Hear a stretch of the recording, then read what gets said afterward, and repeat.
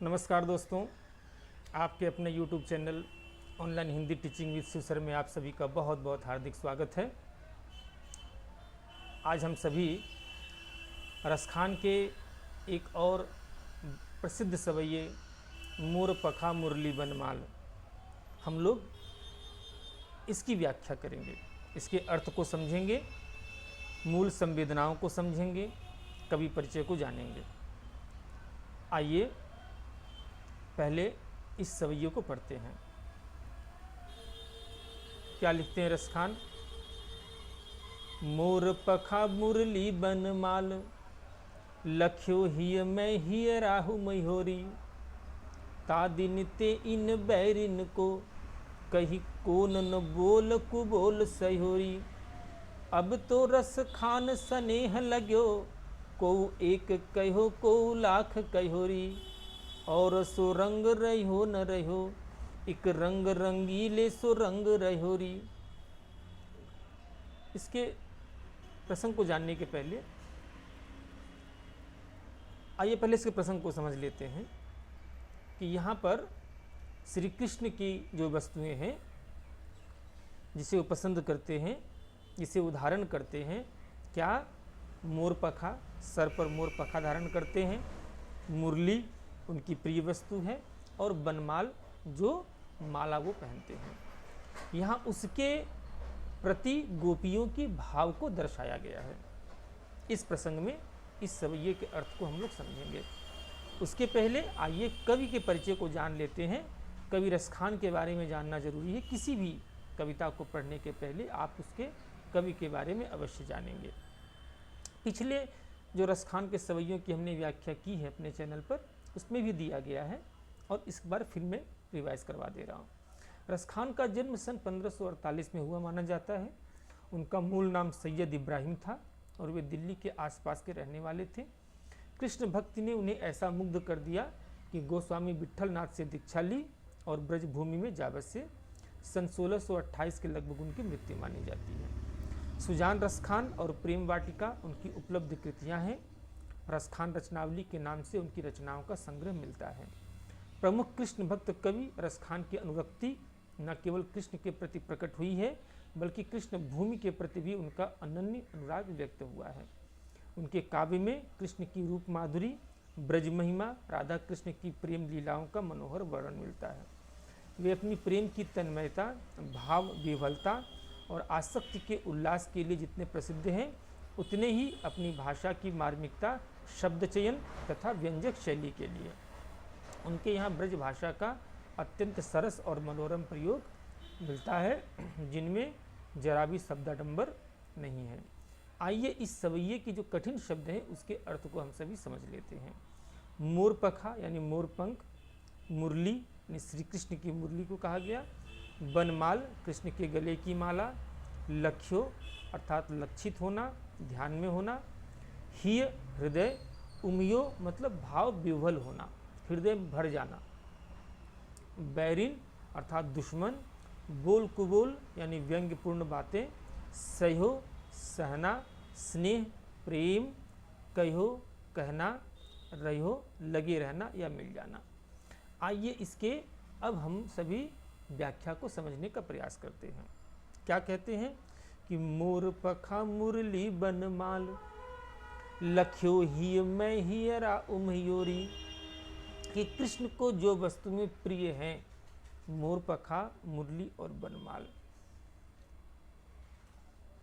वे वस्तुएं कृष्ण को तो प्रिय हैं, लेकिन गोपियां उन वस्तुओं से चिढ़ती हैं। क्यों चिढ़ती हैं? क्योंकि कृष्ण अपने इस चीज़ों में इतनी खो जाते हैं कि गोपियों को समय नहीं दे पाते। और गोपियां चिढ़ती तो हैं, लेकिन फिर भी कृष्ण की इन वस्तुओं से प्रेम करती हैं। अपने हृदय में जो कृष्ण का रूप बसा कर रखा है, उनमें इन वस्तुओं का भी स्थान है। इसीलिए गोपी कह रही है कि मोर पखा मुरली बनमाल, लख्यो ही में, हृदय में दिखाई पड़ता है, हृदय में, मेरे हृदय में बस गया है। और हियरा उमयोरी, हृदय भाव विभल हो गया है कृष्ण के इन वस्तुओं के सानिध्य से, मेरा हृदय भर गया है। और तादिनते इन बैरिन को, कौन बैरिन को? मेरे हृदय को। कही कोन न बोल को बोल सहोरी, कि कोई लाख मुझे बोलता रहे, व्यंग्यपूर्ण बातें करता रहे, उल्टी सीधी गालियां बकता रहे, कि क्या तुम इन चीजों को बसा के रखी हो। कृष्ण तो इनसे प्रेम करते हैं, कृष्ण तुमसे थोड़ी ना प्रेम करते हैं। कृष्ण का प्रेम तो उनकी मुरली से हो, तो मुरली बजाने में प्रेम करते, तो मुरली बजाने में मग्न रहते हैं, तो तुमसे कहाँ प्रेम करते हैं। तमाम प्रकार के ताने गोपियाँ, अन्य गोपियाँ सुना कर जाती हैं। तो वही बात ये कह रही है कि तादिनते इन बैरिन को, ये जो बैरिन अर्थात सौतिया डाह इन चीज़ों से है गोपियों का। कहीं कोन न बोल को बोल सहोरी, मैंने क्या क्या नहीं सहा इनके कारण। ये चीज़ें अगर नहीं होती तो कृष्ण को कितना, कृष्ण शायद हम पर ध्यान देते, लेकिन उसके बावजूद इन चीज़ों के कारण संसार की कितनी सारी बातें हमें सुनने को मिलती हैं कि तुम तो कृष्ण से इतना प्रेम करती हो, लेकिन देखो कृष्ण तो अपने मुरली बजाने में ही व्यस्त रहते हैं। अब तो रस खान स्नेह लग्यो, और रस खान कहते हैं गोपियों की तरफ से, गोपियाँ कह रही हैं कि अब तो स्नेह लग गया, प्रेम लग गया, मोहब्बत हो गई। किससे? जब हम किसी से प्रेम करते हैं तो उसके संपूर्ण व्यक्तित्व से हम प्रेम करते हैं। ये रस खान एक बहुत पते की बात यहाँ बताने की चेष्टा कर रहे हैं, और सुंदर तरीके से सफल हुए हैं बताने में इस चीज़ को। सफलतापूर्वक उन्होंने इस बात को व्यंजित किया है क्या, कि हम जिससे प्रेम करते हैं उसके पूरे व्यक्तित्व से हम प्रेम करते हैं। हम बांट कर प्रेम कभी नहीं कर सकते कि हमें इसकी ये पसंद है ये नहीं पसंद, नहीं, हमें जिससे प्रेम है उसके पूरे व्यक्तित्व से हमें प्रेम होता है। तो यही बात रस खान कह रहे हैं कि अब तो रस खान स्नेह लग्यो, प्रेम तो लग गया। अब कृष्ण मोर पखा से प्रेम करे, मुरली से प्रेम करे, बनमाल से प्रेम करे, कृष्ण की सारी वस्तुओं से हमें प्रेम है।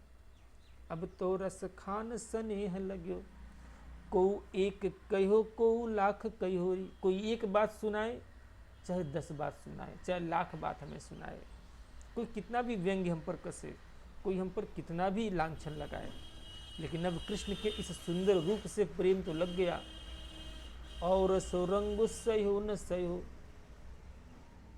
और सुरंग रहो न रहो, एक रंग रंगीले सो रंग रहोरी, और कोई रंग दुनिया का अब इस हृदय पर चढ़ने वाला नहीं है। अब तो केवल इस रंगीले का रंग ही हमारे हृदय पर चढ़ गया है। यही बात यहाँ पर गोपियाँ बताने का प्रयास कर रही हैं। गोपियों की एक व्यंजना, गोपियों की प्रेम की व्यंजना इस सवैये में हो रही है। आइए इसके विशेष तथ्य को जान लेते हैं। प्रस्तुत सवैया में रसखान गोपियों की दग्ध मनोदशा का चित्रण करते हैं। यहाँ पर कृष्ण की प्रिय वस्तुओं मोरपखा, मुरली, बनमाल की तरफ संकेत है। कृष्ण अपनी इन वस्तुओं से अत्यधिक प्रेम करते हैं। गोपियाँ इन वस्तुओं के प्रति सौतिया डाह की भावना भी रखती हैं। गोपियों की विडंबना यह है कि जो वस्तुएं उन्हें कृष्ण से दूर करती हैं उनसे भी ये प्रेम करने को विवश हैं, क्योंकि वे वस्तुएं कृष्ण को प्रिय हैं। माधुर्यपूर्ण शैली में ब्रज भाषा में यह सवैया छंद में रचित है। यहाँ पर एक साथ संयोग और वियोग को दर्शाया गया है। ये कुछ ही कवियों में ये खूबसूरती होती है, घनानंद में है, रसखान में है। ये कुछ कवियों की विशेषता होती है कि एक ही सवैये में संयोग और वियोग दोनों को दिखा देते हैं। कृष्ण के प्रेम में गोपियाँ, दीवानी गोपियाँ केवल कृष्ण से ही प्रेम नहीं करती, बल्कि उनसे जुड़े हर वस्तु से उन्हें प्रेम हो जाता है।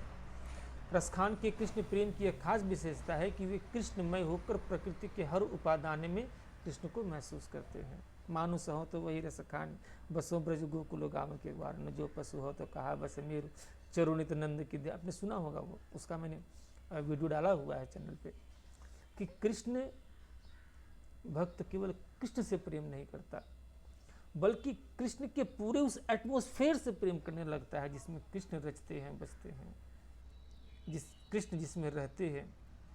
कृष्ण भक्त उस पूरे व्यवस्था से प्रेम करना शुरू कर देता है। यही कृष्ण भक्त की विशेषता है। आइए तो इसका इस रूप में हम सुंदर तरीके से व्याख्या को समझें। अगर आपको ये प्रयास पसंद आया हो, अगर आपके अध्ययन में मेरा यह प्रयास थोड़ा सा भी वैल्यू ऐड कर रहा है, तो निश्चित रूप से मेरा विनम्र निवेदन है कि आप इस चैनल को अवश्य सब्सक्राइब करें, क्योंकि मैं आपकी सुविधा के लिए जो भी आपके पाठ्यक्रम से जुड़ी हुई चीज़ें हैं, जो आने वाली हैं, जो हो सकती हैं, मैं उसे अपने चैनल पे भरसक अपने प्रयास से डालता रहूँगा। चैनल को लाइक करें, अपने दोस्तों के साथ शेयर करें, और अवश्य ही जो नए बच्चे, जो नए विद्यार्थी, जो नए भाई बहन हमारे जुड़े हैं, उसे अवश्य ही सब्सक्राइब भी करें। बहुत बहुत धन्यवाद।